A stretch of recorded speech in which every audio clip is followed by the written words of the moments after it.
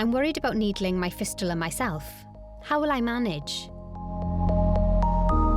Don't let that put you off. I think that's the first thing that everybody thinks when home hemo's first mentioned to them.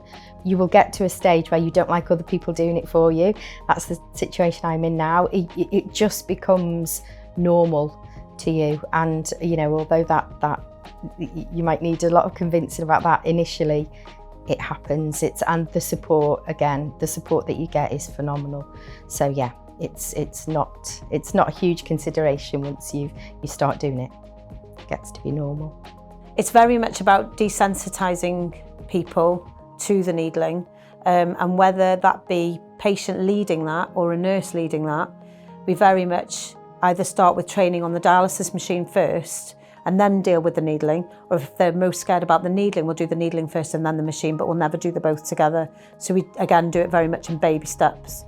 With the needling, we use Emla cream, so it's numb, because the pain is the biggest thing people are scared of.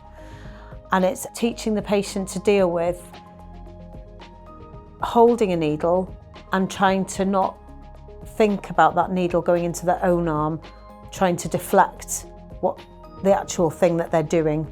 And then along the way they become desensitised to doing it. But it's not an easy task, but everybody's different.